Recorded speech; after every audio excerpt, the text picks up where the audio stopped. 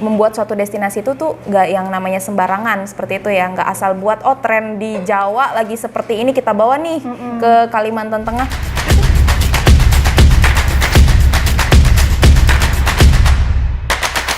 Duta Wisata Indonesia tahun 2023, Kak Jales Veva dan Kak Rabeka Putri. Selamat datang di ruang redaksi Kalteng Pos. Halo semuanya. Mereka adalah putra-putri terbaik Kalimantan Tengah yang baru saja beberapa hari yang lalu, semingguan lebih lah ya. Sekitar seminggu yang lalu baru saja mengikuti ajang nasional dan terpilih menjadi Duta Wisata Indonesia tahun 2023. Baik, sebelum kita berbincang lebih lanjut terkait perjalanan mereka, kita kenalan dulu. Dimulai dari Kak Jales, silahkan. Ya, halo teman-teman semua. Kenalin, nama saya Jales Veva J. Mahe.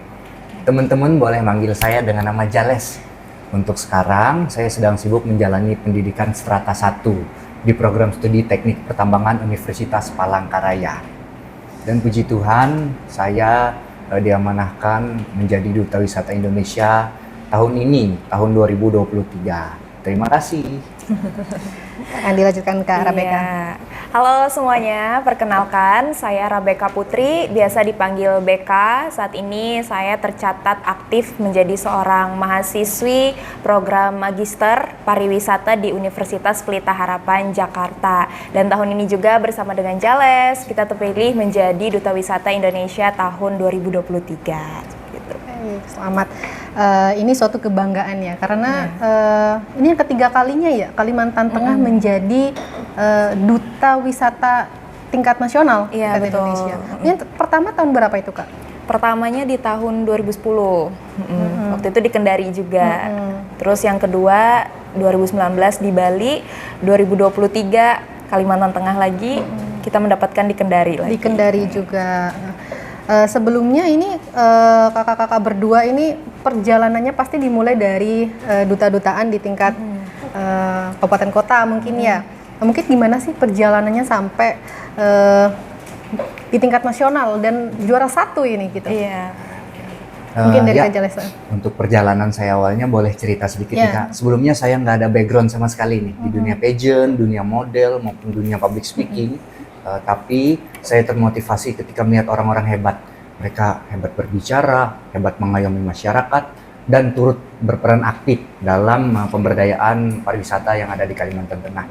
Oleh itu Kak, saya terinspirasi untuk ikut namanya Ajang Pariwisata Kota. Nah, kebetulan kemarin di Dinas Kebudayaan dan Pariwisata Kota Palangkaraya menyelenggarakan pemilihan putra dan putri pariwisata Kota Palangkaraya.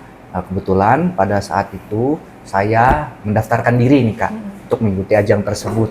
Puji Tuhan juga kemarin terpilih menjadi juara 1 bersama pasangan saya. Berarti pasangannya sudah dari kota. Dari kota ya, jadi memang sudah panjang perjalanan Kak. Tahun 2022 kami Kak. 2022 di kota.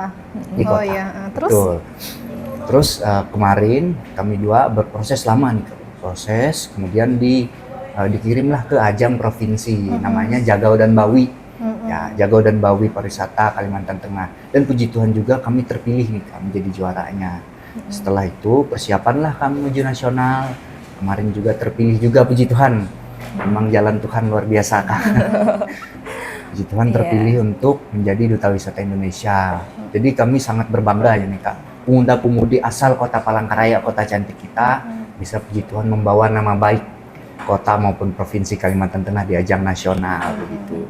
Berarti selain ajang Duta Pariwisata Kota, tidak pernah mengikuti ajang-ajang duta-duta yang lain ya? Belum pernah nih Kak, kalau saya memang awam sekali.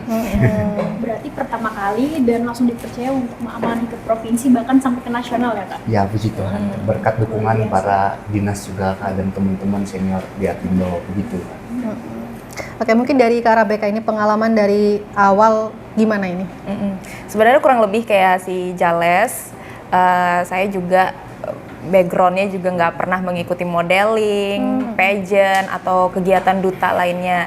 Tapi kalau secara background pendidikan, saya memang berasal dari kuliah tuh udah pariwisata seperti itu. Jadi memang keinginan untuk mengikuti putra-putri pariwisata itu sudah sejak kuliah, karena waktu itu kuliah pariwisata berpikir gimana caranya balik ke Kalimantan Tengah, balik ke Kota Palangkaraya untuk bisa berkontribusi di bidang pariwisata seperti itu. Jadi melihat platform dari ajang Duta Wisata ini sepertinya menjadi peluang yang besar untuk bisa linear dengan jurusan seperti itu. Akhirnya di tahun 2022 setelah menyelesaikan semua pendidikan S1 mendaftarlah di pemilihan tingkat kota Putra Putri Pariwisata Kota Palangkaraya karena ya memang seperti dijelaskan Jales kita memang asalnya dari Kota Palangkaraya dan memang di tahun itu diberikan kesempatan untuk menjadi juara dan akhirnya mewakili ke provinsi, mewakili Kota Palangkaraya di tahun 2022 itu di ajang Jagau dan Bawinyai Pariwisata Kalimantan Tengah tahun 2022.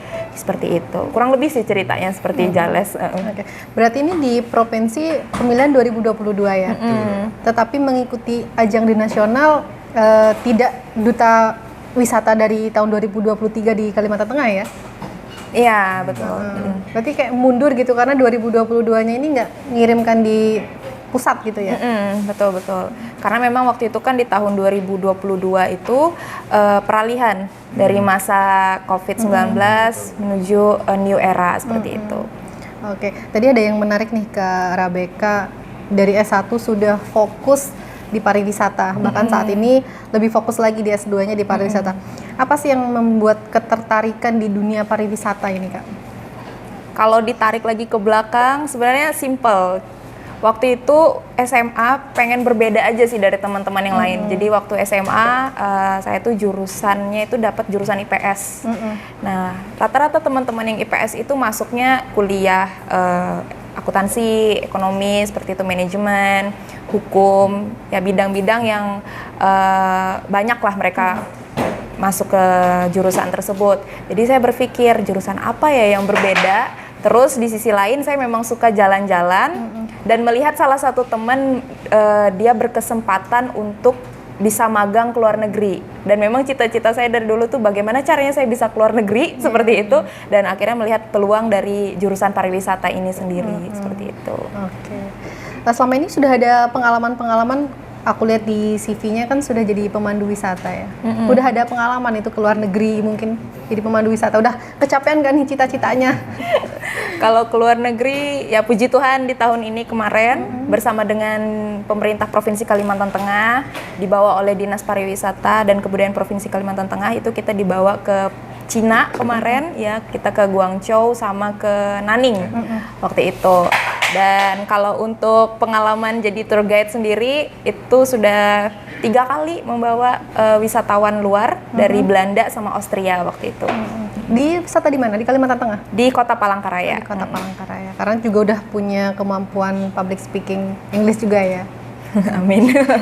Oke. Ya. Mungkin kita balik lagi terkait Duta Wisata Indonesia. Mungkin apa sih visi dan misi yang dibawa kemarin dalam ajang? Mungkin Kak Jales.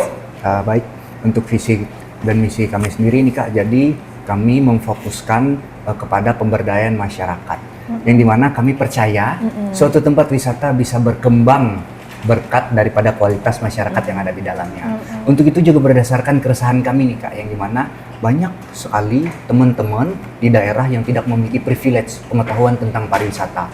Oleh sebab itu sangat berkesinambungan dengan visi misi kami, yaitu memberdayakan sumber daya manusia sehingga pariwisata bisa terus berkelanjutan, begitu kan. Oke. Terkait masih dengan visi dan misi tadi, apa ini program yang dibawa pada ajang kemarin itu, KBK? Ya, jadi di Duta Wisata Indonesia tahun 2023 ini mereka membuat suatu program baru di mana Duta Wisata Indonesia 2023 ini dikemas menjadi DUWIS New Era, sebutannya seperti itu. Jadi ada satu program di mana mereka meminta kita untuk membuat suatu tourism project. Jadi kita kemarin berdiskusi dengan dinas terkait, terus juga dengan para tim kami ya, seperti itu, teman-teman yang membantu kami. Di situ kita berdiskusi, akhirnya kita membawa salah satu tumbuhan dari Kalimantan Tengah, yaitu bajakah. Nah, dan kita menyebutnya dengan program ini disebut dengan Basarita Bajakah, seperti itu. Oke. Dari banyaknya tanaman herbal yang ada di Kalimantan, kenapa memilih bajakah menjadi program Basarita Bajakah? Mungkin Kak Jales bisa. Ya, tentunya Kak, di sini banyak sekali tumbuhan herbal yang ada di Kalimantan Tengah. Namun salah satunya ialah bajakah yang sudah dikenal masyarakat luas. Jadi kami ingin memanfaatkan momentum dari Duta Wisata ini untuk mengenalkan salah satunya dulu Pak. Sehingga para teman-teman dari provinsi lain ingin tahu apa sih yang ada di Kalimantan Tengah. Selain ini apa sih yang berkhasiat lagi. Jadi puji Tuhan berkat tourism project kami banyak sekali feedback positif nih Kak dari teman-teman lain. Mereka ingin belajar dan malah ingin mencicipi Kak. Kemarin baru saya dikabarin oleh teman dari Sulteng, dari Sulawesi Tengah. Sulawesi Tengah. Mereka, Jales, kalau tahun depan ke Palu bawain lagi ya. Nah, betul. Jadi secara tidak langsung kami berhasil membranding bahwasanya Kalimantan Tengah punya obat herbal. Jadi mereka makin tertarik dengan apa yang ada di dalamnya. Jadi begitu Kak. Yang di-branding kan akar bajakah ya Kak. Apakah KBK dan Kak Jales membawa ke Kendari itu dalam bentuk masih akar atau ada dikemas dengan cara lain Kak supaya lebih menarik? Nah, baik Kak. Tentunya yang kami bawa ini batangnya Kak, batang bajakah betul. Jadi yang bermanfaat bukan hanya akar, tapi batangnya juga.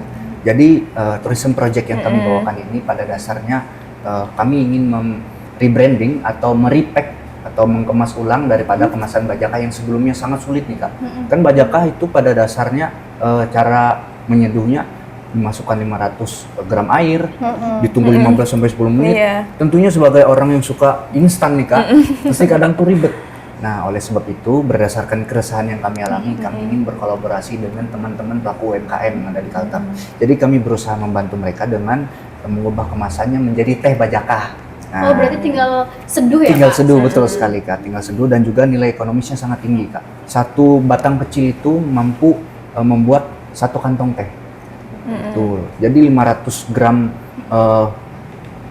kayu bajakah itu kurang lebih bisa 50 sampai ratusan kantong lah begitu Pak. Jadi menurut kami sangat ekonomis dan sangat membantu para pelaku UMKM yang ada di Kalteng. Betul. Selain akar bajakah atau basarita bajakah tadi, apalagi Kak yang membuat para tamu di Kendari itu excited gitu? Kalau dengar-dengar kalau nggak salah ada penampilan api di atas panggung. Ya.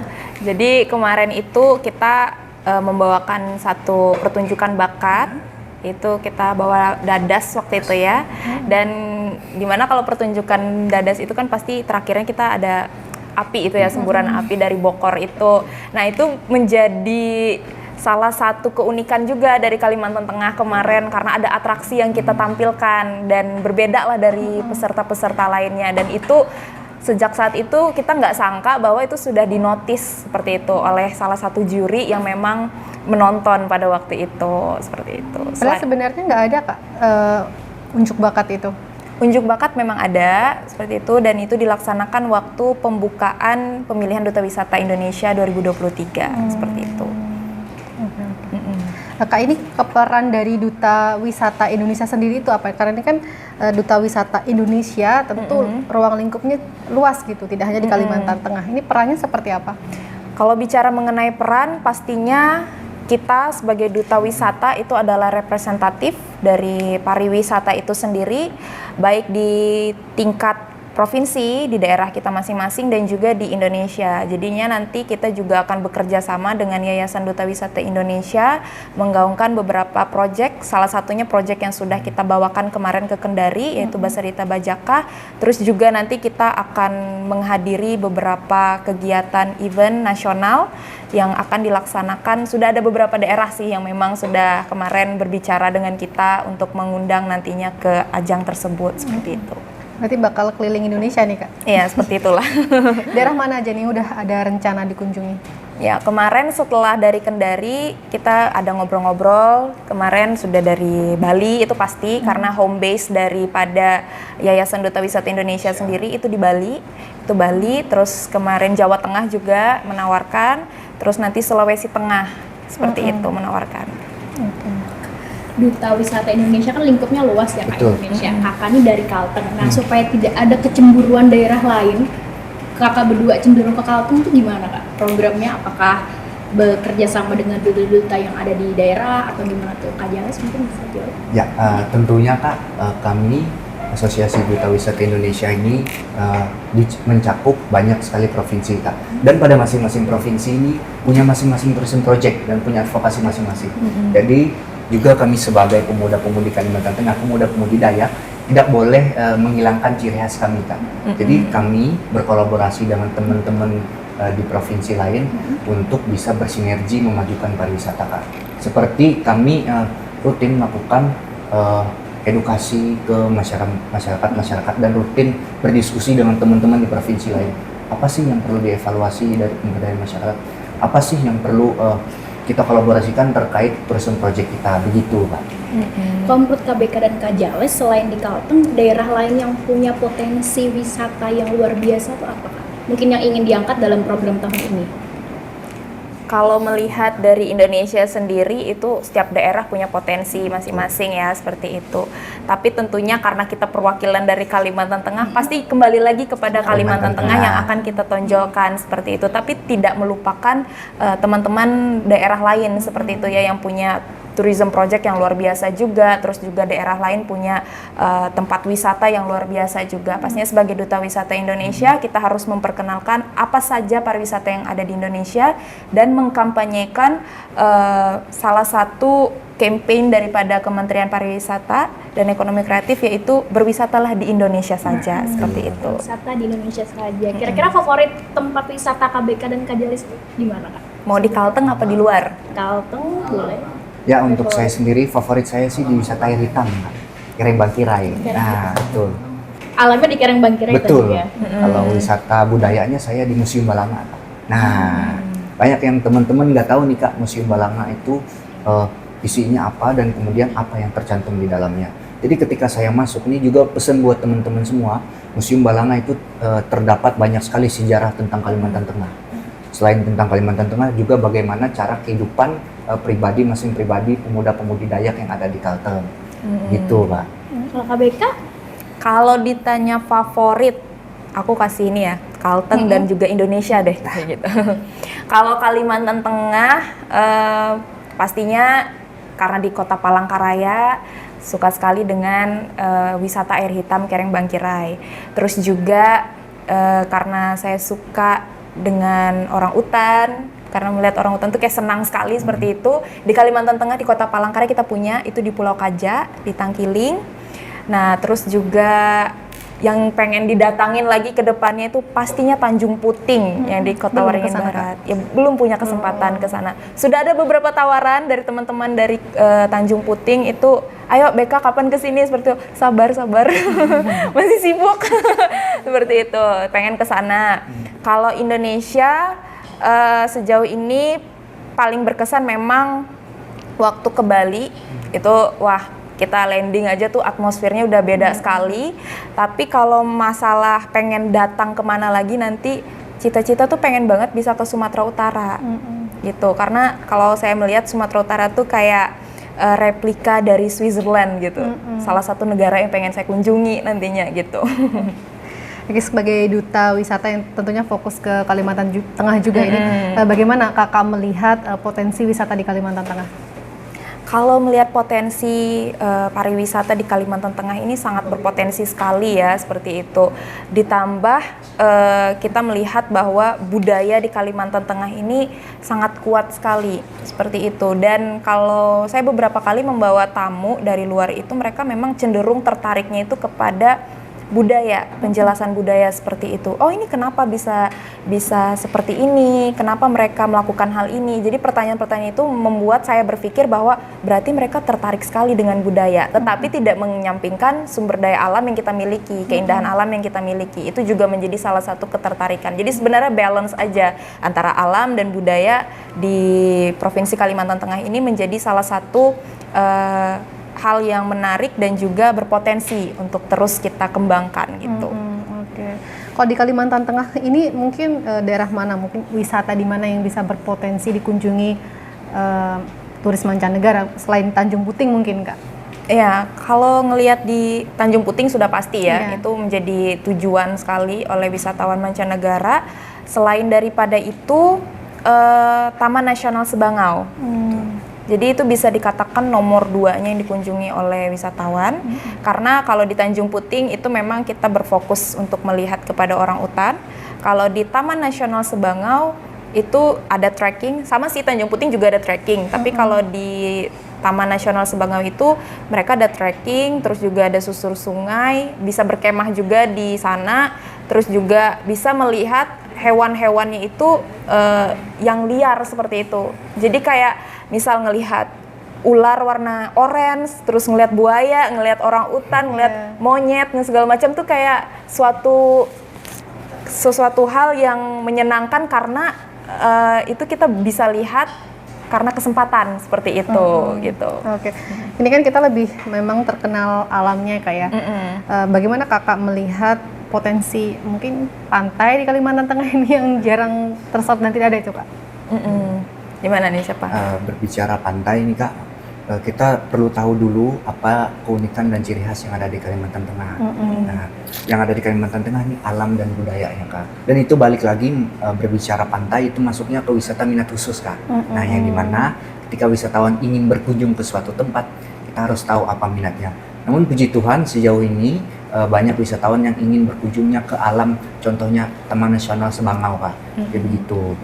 Mungkin kakak berdua ini mungkin lebih suka di alam atau di pantai sebenarnya kalau berlibur ini? Kalau saya pribadi untuk berlibur ya, karena lahir besar di Kalimantan Tengah, ngelihatnya sungai setiap hari gitu kan. Memang lebih senang cenderung kepada alam. Tapi kalau misal kayak keluar dari Kalimantan Tengah, memang sukanya cari pantai seperti itu. Karena senang aja gitu kan melihat pantai seperti itu. Dan di Kalimantan Tengah juga ada pantai gitu kan. Kita kalau ke daerah Kota Waringin Timur, Kota Waringin Barat, Sukamara, nah itu kita bisa ketemu pantai-pantai di sana. Oke. Mungkin kak kembali lagi ke peran Duta Wisata Indonesia, mungkin bagaimana upaya untuk mempromosikan kepada masyarakat untuk bangga berwisata di Indonesia gitu. Untuk seperti itu kita harus gini, memang saat ini isu yang sangat kental gitu ya di masyarakat itu adalah di mana mereka lebih cenderung memilih berwisata ke luar negeri karena melihat daripada cost dan biaya itu sendiri lebih murah ke Singapura daripada jalan-jalan ke Bali, daripada jalan-jalan ke Labuan Bajo atau ke Kalimantan Tengah kayak gitu.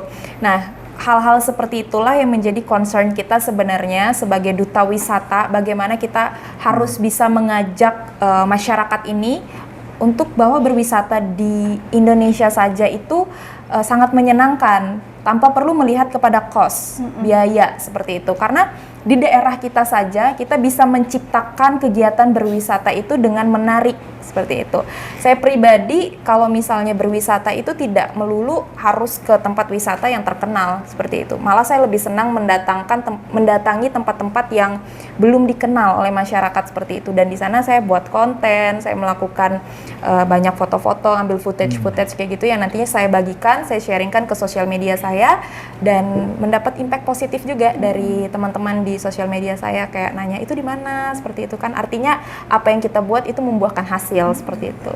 Secara tidak langsung promosi kak. Iya betul sekali. Untuk menumbuhkan rasa cinta dan bangga berwisata di Indonesia kak, khususnya anak muda yang beberapa kali saya temui itu ketika ditanya ingin berlibur kemana pasti jawabannya keluar Kalteng. Nah gimana sih kak cara menumbuhkan rasa cinta dan bangga berwisata di Kalteng sendiri itu gimana? Ya, tentunya kami sebagai Duta Wisata Indonesia mencetuskan visi baru yaitu Duis New Era ya Kak. Yang dimana kami sebagai pemuda-pemudi Duta Wisata harus berkontribusi penuh, bukan hanya sebagai pagar ayu atau bukan hanya sebagai penyambut tamu, melainkan kami terjun langsung melakukan aksi untuk menumbuhkan rasa tersebut dengan cara apa Kak? Rutin menyelenggarakan sosialisasi. Apa saja sih wisata yang ada di Kalteng, bagaimana sih cara mengelolanya, apa sih 7 Sabta Pesona, dan apa sih keunikannya sendiri. Jadi begitu Pak, melalui aksi penuh dan aksi nyata, terjun langsung ke teman-teman yang ada di daerah yang tidak punya privilege jaringan, yang tidak punya privilege pengetahuan, dan yang tidak punya privilege orang yang mengedukasi mereka. Jadi begitu Pak. Terus sebagai duta wisata, seberapa sering sih Kak Jales dan KBK ini mendengar celetukan memang ada apa garang di Palangka nih, nggak ada apa-apa, jadi mereka memilih wisata keluar Kalteng. Itu komentarnya gimana Kak? Kalau ada anak muda yang nyeletuk kayak gitu tuh, meremehkan dan kurang mengenal wisata yang ada di Palangkaraya atau Kalimantan Tengah? Ya, tentunya kita nggak boleh menyalahkan mereka ya Kak, karena dari yang kita tahu setiap manusia nggak mempunyai privilege yang sama Kak, nggak mempunyai pengetahuan yang sama. Oleh sebab itu tugas kami sebagai menjadi terang dan garam mereka, yang dimana memberikan pengetahuan, memberikan dorongan, apa sih yang ada di Carlton, bagaimana sih cara mengelolanya. Karena kami percaya langkah kecil yang kami lakukan secara nyata akan berbicara lebih besar daripada hanya ketimbang berucap gitu kan. Oke, tadi kan disampaikan ke Ayu bahwa banyak anak-anak muda yang nggak mau berwisata di Palangkaraya. Kalau kakak melihat ini gimana sih pengelolaan wisata di Palangkaraya dan Kalimantan Tengah secara luas? Kalau melihat kepada pengelolaan sendiri, baik di tingkat kota maupun provinsi, sejauh ini kita mengikuti pemerintah itu ya, sangat sudah luar biasa sekali. Mereka mengikuti zaman, mereka mengikuti tren, juga melakukan inovasi-inovasi yang luar biasa dan juga sangat kekinian seperti itu. Contohnya di tingkat provinsi, Dinas Pariwisata sendiri, mereka membuat suatu program yang disebut dengan e-magazine, Charming e-magazine seperti itu, yang bisa di-download dengan mudah menggunakan handphone kita masing-masing. Artinya kan mereka melakukan pendekatan juga kepada generasi milenial, generasi Z seperti itu, untuk bisa menunjukkan bahwa di Kalimantan Tengah ini kita punya begitu banyak pariwisata yang sangat menarik seperti itu, Kak. Mungkin apa perlu ada peningkatan atau mungkin hal-hal yang diperbarui atau ditingkatkan gitu terkait pariwisata di Kalimantan Tengah ini? Kalau untuk diperbaharui dan ditingkatkan itu pasti selalu harus ya Kak, seperti itu, karena namanya kita mengikuti zaman 2022, 2023 aja tuh udah jelas beda seperti itu trennya. Jadi ya pemerintah juga harus aware, pemerintah harus melihat seperti apa tren dan fenomena yang terjadi saat ini, apa sih minat masyarakat, apakah masyarakat lebih berminat kepada wisata buatan atau berminat kepada wisata alam atau wisata budaya itu sendiri. Jadi dari ketiga hal ini kita lihat, kalau memang lebih cenderung kepada wisata buatan, artinya juga pemerintah lebih fokus kepada wisata buatan itu sendiri. Atau misal sekarang nih pemerintah juga lagi ingin menerapkan wisata yang berbentuk dengan event karnaval seperti itu, festival seperti itu. Itu kan salah satu bentuk dari pariwisata juga. Dan kalau kita lihat dari Kalimantan Tengah sendiri, rata-rata masyarakatnya itu lebih senang melakukan kegiatan yang sifatnya rame-rame seperti itu. Nah, melihat potensi itu, itulah yang menjadi salah satu bentuk dari pemerintah sendiri untuk meningkatkan pariwisata di Kalimantan Tengah seperti itu, Kak. Berarti sebenarnya pemerintah sudah fokus ya dalam penanganan peningkatan pariwisata ini? Iya, sudah sangat fokus. Dari banyak lokasi wisata yang ada di Kalteng, Kak, apakah semuanya sudah memenuhi 7 sabta pesona, 3A pariwisata, dan sudah ramah bagi lansia? Tentunya Kak, suatu destinasi bisa disebut tempat pariwisata itu harus memenuhi 3A dan kemudian 7 sabta pesona.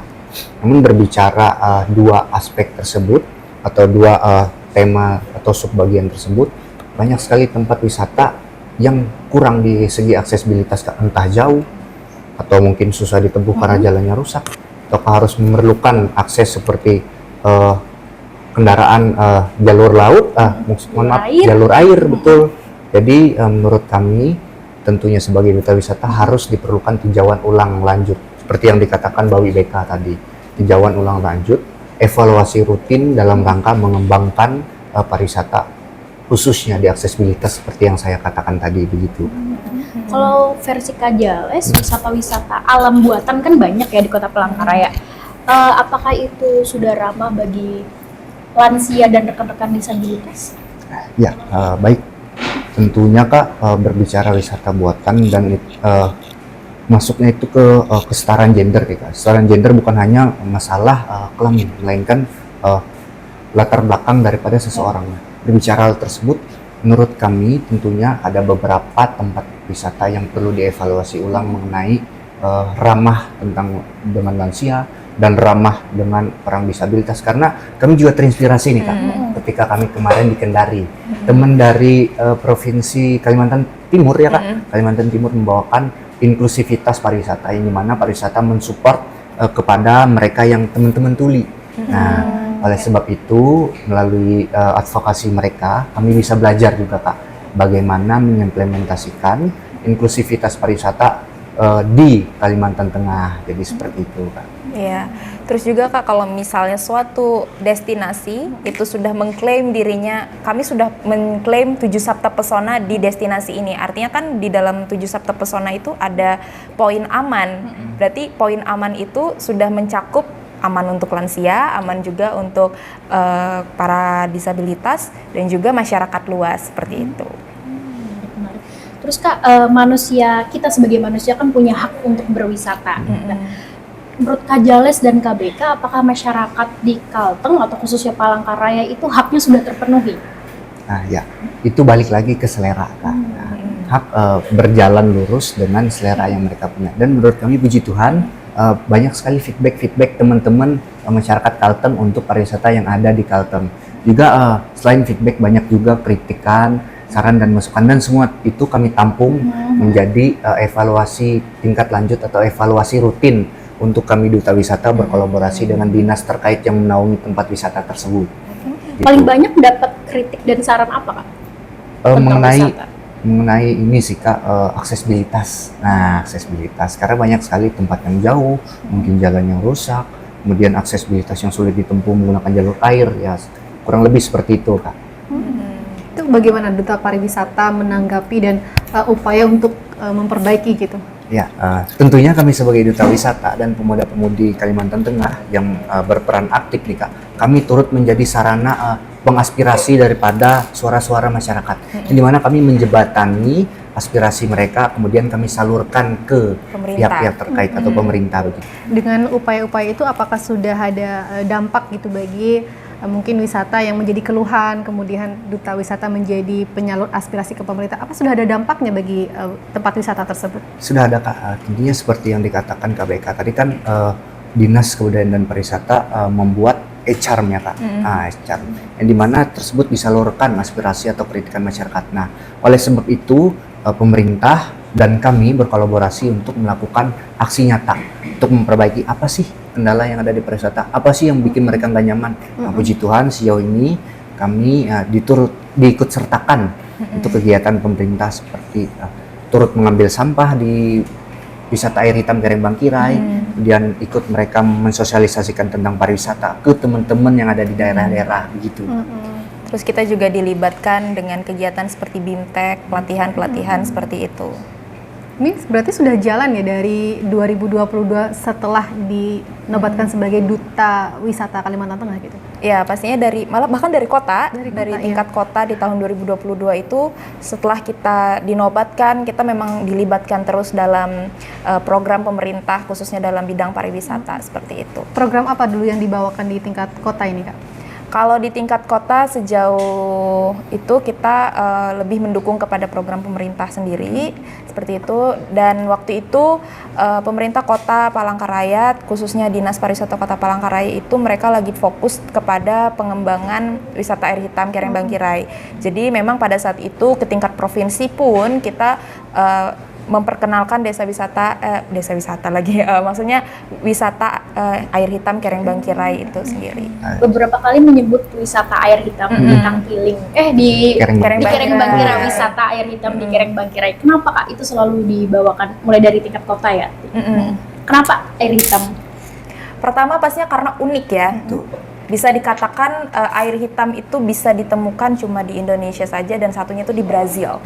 Dan ya kita patut berbangga bahwa air hitam ada di Kalimantan Tengah. Dan ini bisa menjadi salah satu nilai jual kita untuk pariwisata itu sendiri ya. Apalagi kalau misal dikemas dalam bentuk promosinya semenarik mungkin, pasti itu bisa mendatangkan wisatawan-wisatawan dari luar seperti itu.